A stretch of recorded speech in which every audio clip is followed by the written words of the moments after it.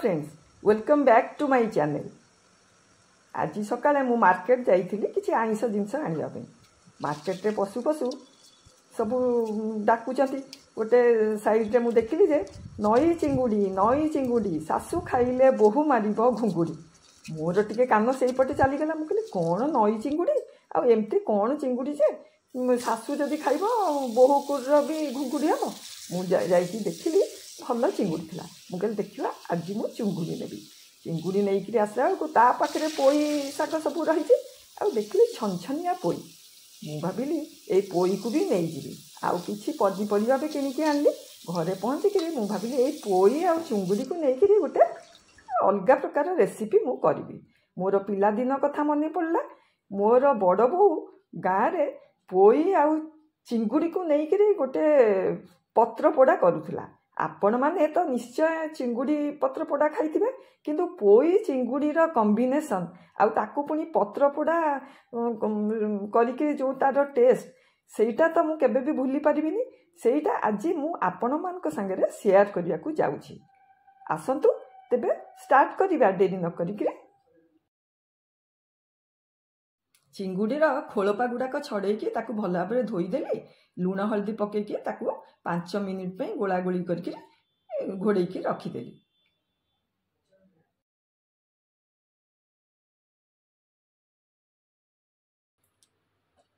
Gas को on करके pan को टिके गरम करदबा।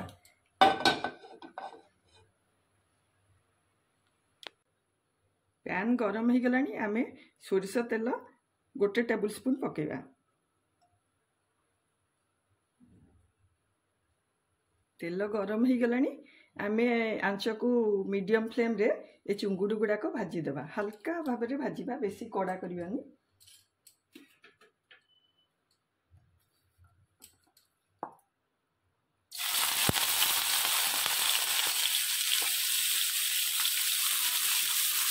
चिंगुड़ी गुड़ाक भाजवा ताको बेसी फ्राई करवानी, जेमती तार कलरटा टिके चेंज हम।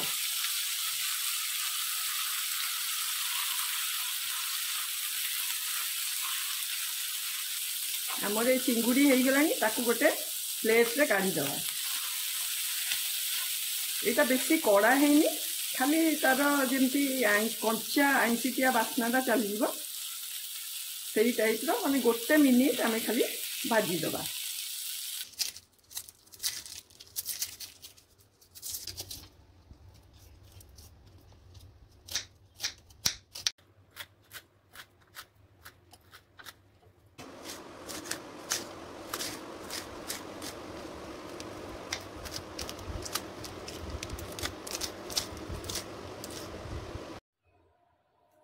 ये देखंतु मु गोटे पियाज को एमती लंबा लंबा काटी देइछि।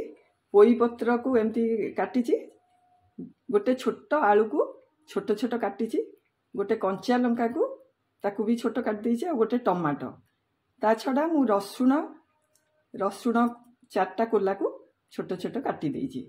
एगुडाक सबू आ धनिया पत्र अल्प ताकू मध्य काटी देइछि। एगुडाक आमर रेसिपी रे दरकार हबो। आमे जो सब वेजिटेबल गुड़ाक कट करथिलु ताकू सब पकेइदबा। सब पकेइकरी मसला मसली सब देइकरी चिंगुड़ी देइकरी ताकू गोळेई दबा।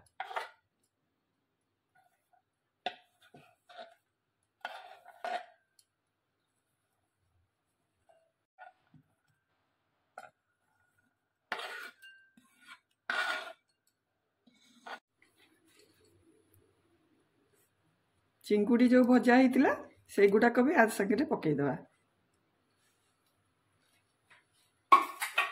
सोरिष जो बाटी थी तार गोटे टेबल स्पून आधे मिसेइबा।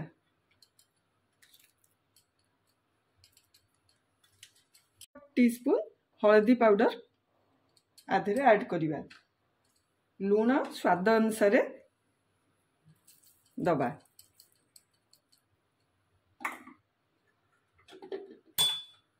किछि सोरिष तेल कंचा सोरिष तेल आधे गोली दबा।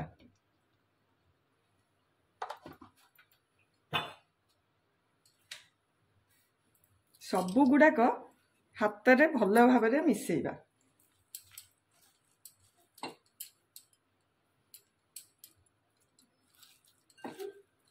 ଯେମିତି ଭଲ ଭାବରେ ସେଟା ମିଶିଯିବ, ମସଲା ବି ଆ ସାଙ୍ଗରେ ମିଶିଯିବ।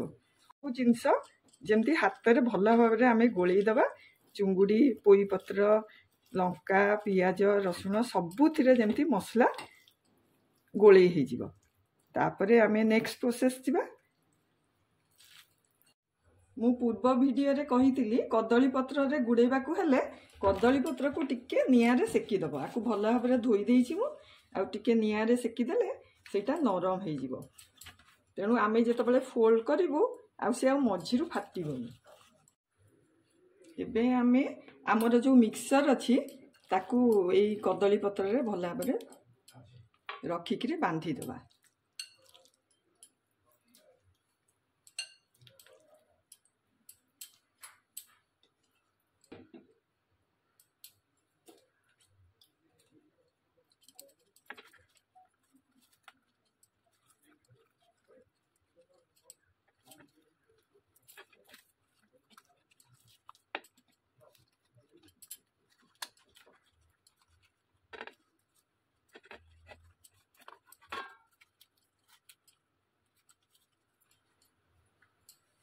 କଦଳୀ ପତ୍ରରେ ସବୁ ଗୁଡ଼ାକ ରଖିକିରି ମୁଁ ଏମିତି ସୂତା ଗୁଡ଼େଇ ଦେଉଛି।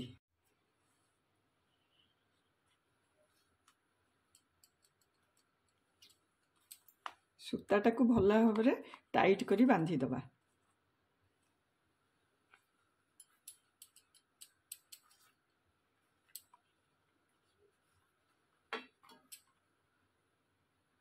सेम तावारे आमे गरम करके टिके तेल पकईदवा।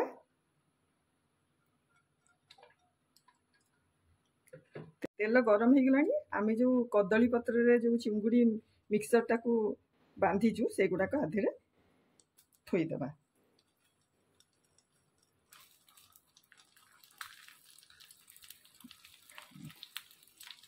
एबे आमे कवर करदबा। आकु आमे लो मीडियम फ्लेम रे करिवा।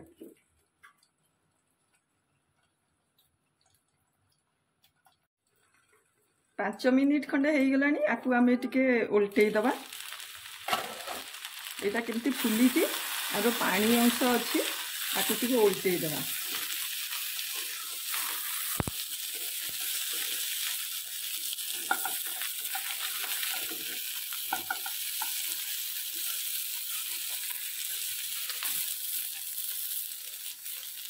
आकु एबे पुनी थरे आमे कवर कर दबा जे पर्यंत पानी पूरा न सुखी जाइछि।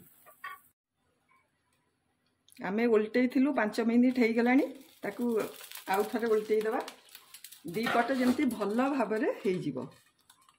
आरो पानी भी सबू सुखी गलानी।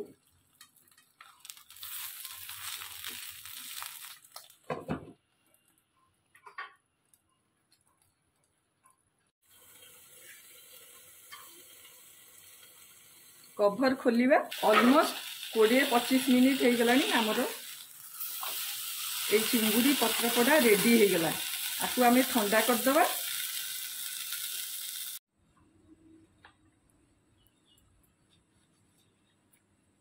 आमे सूता गुडा का काटी दबा।